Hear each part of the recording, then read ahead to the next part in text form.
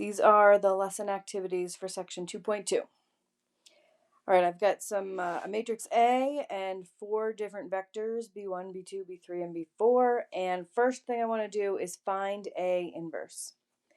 So when you have a 2x2 matrix, there is a nice formula for finding the inverse. So if A is A, B, C, D, then A inverse is 1 over AD minus BC times sort of a mixed up version of A. So A and D swap places, so this becomes D, A, and B and C stay where they are, but you take their opposites. So in this case, we have 1 over A times D minus B times C. So I would have 1 times 12 minus 5 times 2 times A and D swap places, so I have 12, 1. The 2 and the 5 stay where they are, but you make them their opposites. So this is 1/2 times 12, -2, -5, 1. And then when you multiply a matrix times a scalar, you just multiply every entry by that scalar. So I'm going to get 6, -1, -2.5, 0.5. That's A inverse. You should check your result by multiplying A times A inverse and making sure you get the identity.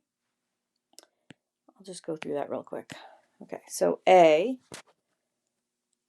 1, 5, 2, 12, times A inverse that I just found, 6, 1, -2.5, 0.5, equals, all right, so I have 1 times 6 minus 2 times 2.5. So that's 6 minus 5 is 1. And then 1 times 1 plus 2 times 1/2. And I left off a negative, that's why. Okay, so with that negative in place, 1 times 2, 1, 2 times 1, -5 times -1/2 gives me -1 plus 1 is 0. And then I have 5 times 6 is 30, plus 12 times 2.5, which is also 30, but negative, so I get 0.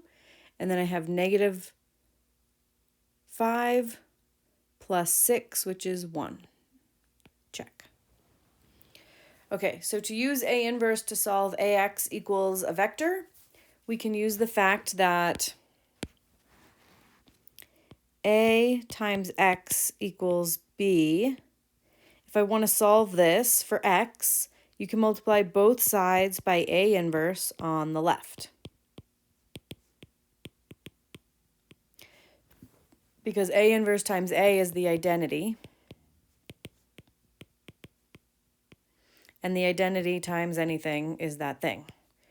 So A inverse times B. So to solve for all of these, I'm just going to say X is equal to A inverse times the B. In this case, I'll use B1. A inverse we calculated to be 6, -2.5, -1.5, multiply times B1, which is -1, 3. And we get -6 minus 3 is -9. And 2.5 plus 1.5 is 4. And you're going to repeat this process for each of the B's. I'm not going to go through all of them.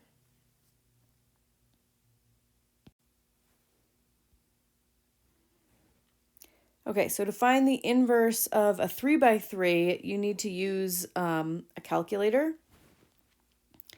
There is a formula, but it's too messy and annoying to use. So Once we go beyond 2 by 2, the way we find an inverse is we put in our calculator the matrix A,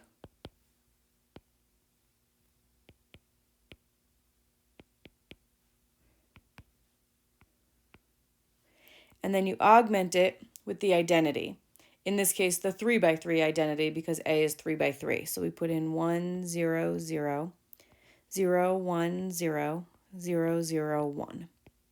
Now keep in mind, in your calculator, there's no vertical line here. That's just for our visual purposes when we write it down. But in your calculator, you're just going to put in a 3 by 6 matrix that looks like this. You're going to row reduce it. And on the left, you're going to get A inverse. You're going to get the identity.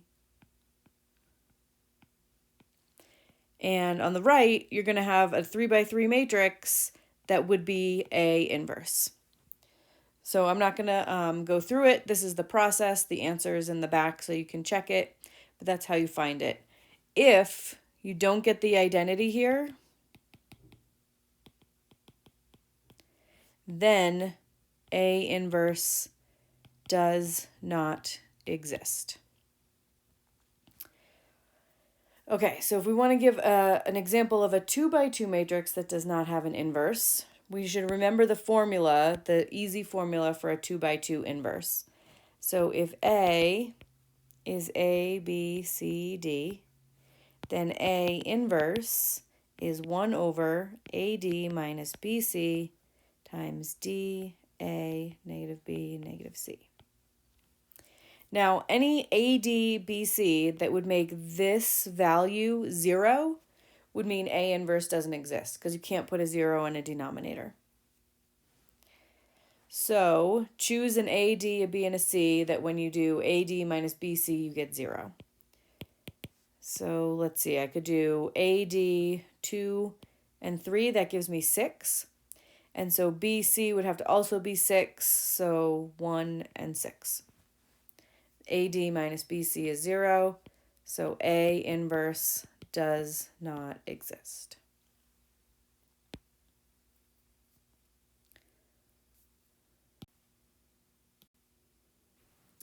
Okay, so suppose A is a 5 by 5 invertible matrix.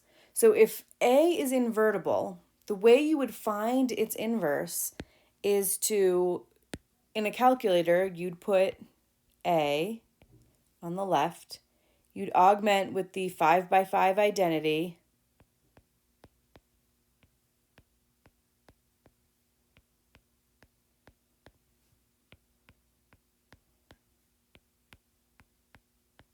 right? You'd augment with that, and then you'd row reduce, and on the left, you would get the identity, and on the right, you would get A inverse. Okay, if A is invertible, you will get the identity here. That means that when you row reduce A, you get the identity. Okay, so A has to row reduce to the identity to be invertible, which means that do the columns of A span R5? The answer is yes, because when you row reduce A,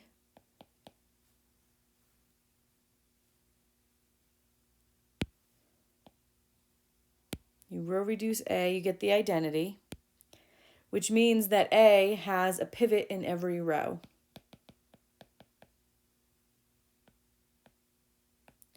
So the answer is yes, the columns of A span R5. And are the columns of A linearly independent? Again, because A row reduces to the identity, there's a pivot in every column, which means the answer is yes.